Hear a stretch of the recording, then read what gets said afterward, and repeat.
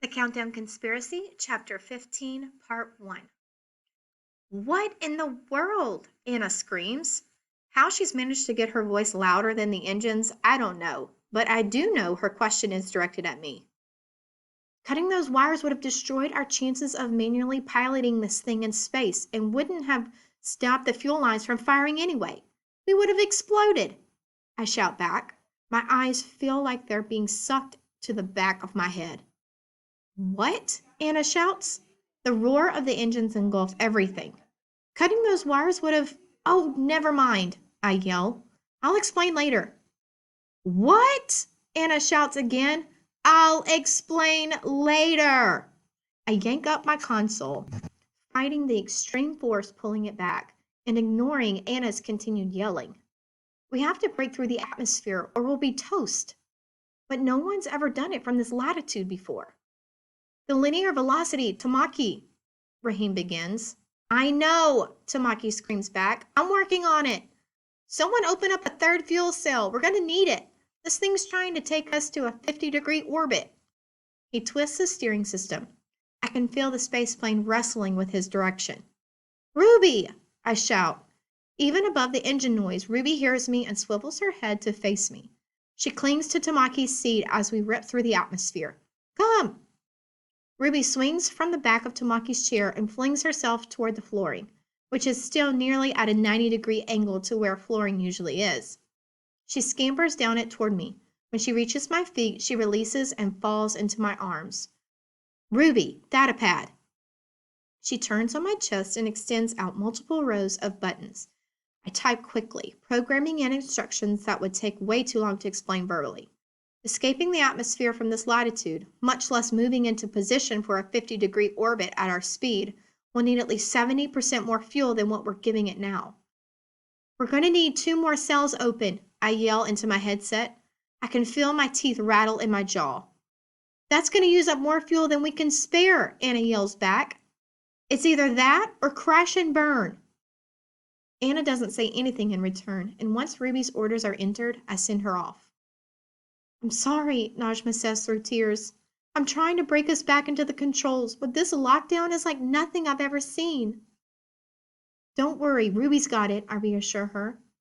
We're losing pressure, Rahim warns. I'm on it, Esteban says. My mind flies, trying to figure out how to repressurize our cabin, but then Ruby's signal bounces back to my console and I have to let the boys handle it on their own.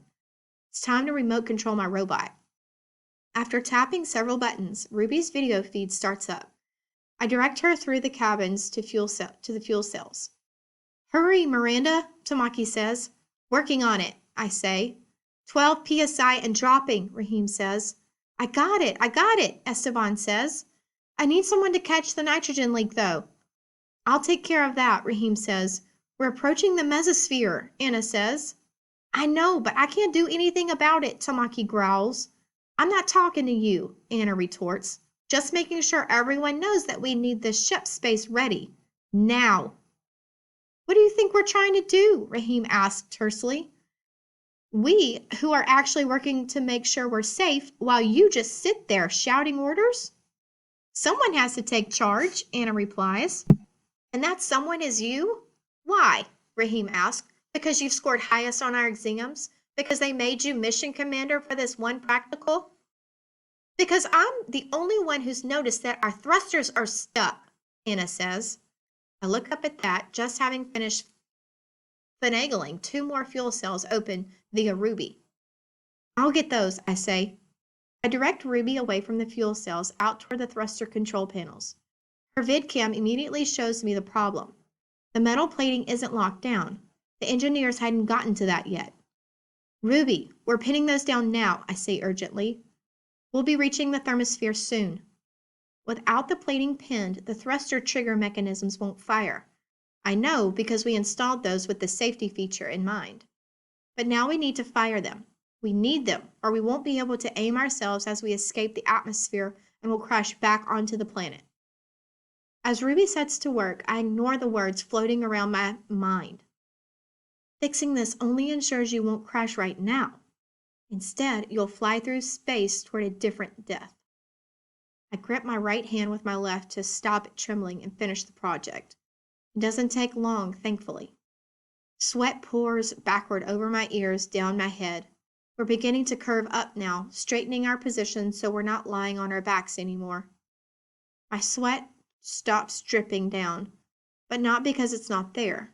It's just that gravity isn't what it used to be.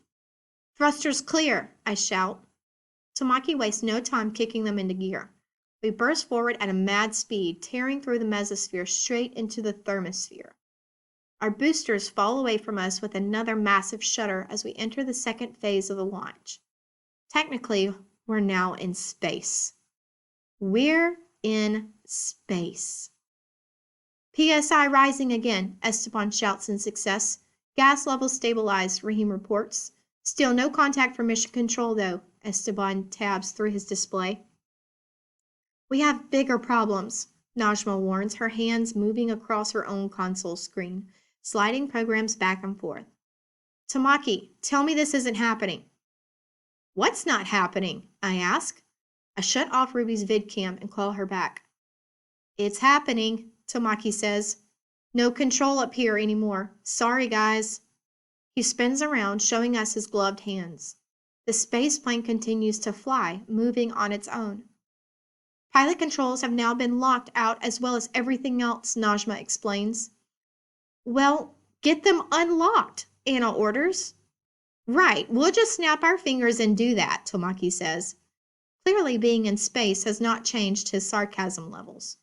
I don't know what or who we're dealing with, but they've got full control now. I don't even know where we're flying to. We sit in silence, jerking up and down as the space plane pulls us into orbit. Ruby floats into the main cabin, and I grab her and pull her to me. She latches onto my chair. Esteban's helmet floats past next. Maybe we should actually put our helmets on now.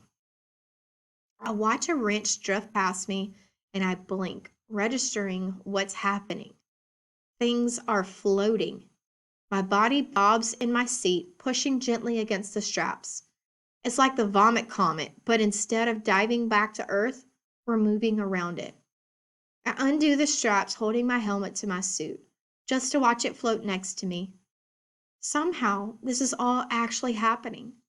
Outside the front window, the blues, greens, and whites of Earth are visible, and I lean forward to get the best view possible. Guys, look! We all pause, going silent. It's beautiful. I knew someday I'd get to see our planet from this vantage point. Seeing it today has been a complete surprise, but as I watch, I realize I never would have been fully prepared for this view.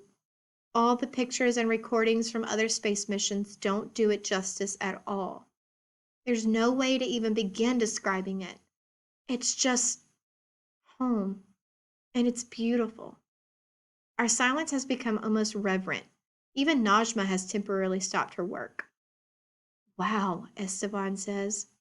I nod. Wow, indeed. The space plane jerks, and Tamaki grabs for the controls.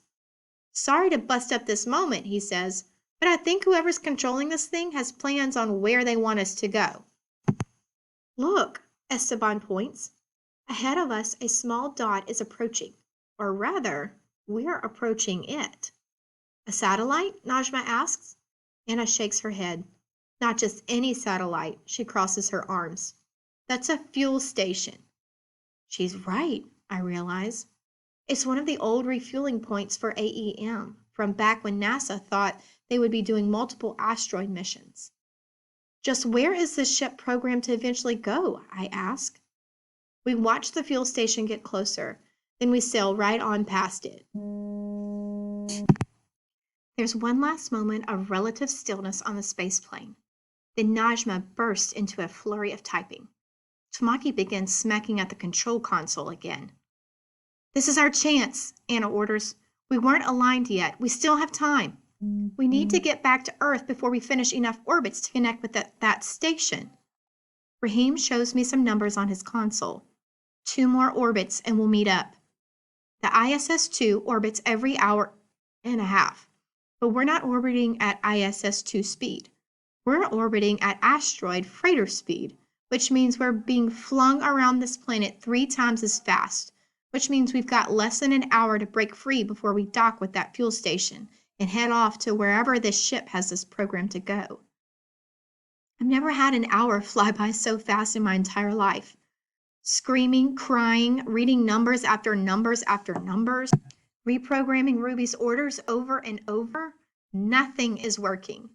Earth continues to turn underneath us, and we continue to zoom around it. Light, dark, light, dark. It's beautiful. It's surreal. And it's happening too fast. The ship shudders, but we're still on track with the fuel station, this time on our final approach. You know this ship best. Is there anything else we can do? Esteban asked me, his bright eyes desperate. In our final moments before docking, I scan through the systems, trying to pinpoint which ones are firing. I feel dizzy from reading so fast, but I can't stop. We have to get free. If only the numbers would stop fuzzing out in front of me. Her, Anna snorts from her co-pilot seat.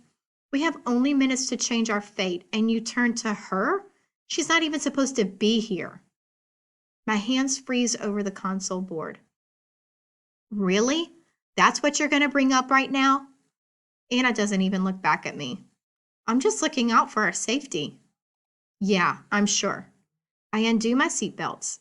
I tell myself it's so I can get up to examine some of the spaceplane hardware, but I also can't help but clench my hand into a fist as I begin to float. Miranda? Raheem asks. You've messed up enough already, Anna says. Don't make it worse. I've what? No. You know what? No one else seems to care whether or not I'm meant to be here. Why do you?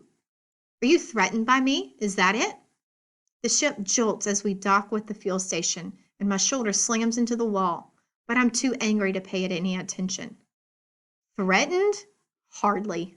Anna climbs out of her own seat, pushing her way toward me. I'm just looking out for my crew, a crew that you aren't even supposed to be a part of. Anna, just shut up already, Tamaki demands. We have to get this ship back under control. We don't have time to fight, Esteban insists. I can hear the fuel lines pumping, and part of me realizes this really is a moronic time to argue. But Anna's smug expression doesn't let me quit. I pull on some piping so I can float over and stare Anna square in the face. Right. So if you're so convinced I'm an idiot, how did I manage to tie with you at the advancing astronomy competition? Rigged to get you the right credentials for the Mars program, Anna says, holding her chin up. You shouldn't have even placed. My mouth drops open. It's all been rigged right from the start. And now, thanks to the ISECG forcing your stupidity on us, we could all die. I glance around, desperate for some assistance in my defense. But everyone has completely tuned us out by now. Esteban floats through the cabin, flailing to catch his arms on something and stop himself. Come on, Raheem, he says. Normally, I'd laugh at the sight of Esteban floating aimlessly, bumping into things left and right. But laughing is the last thing I feel like doing right now.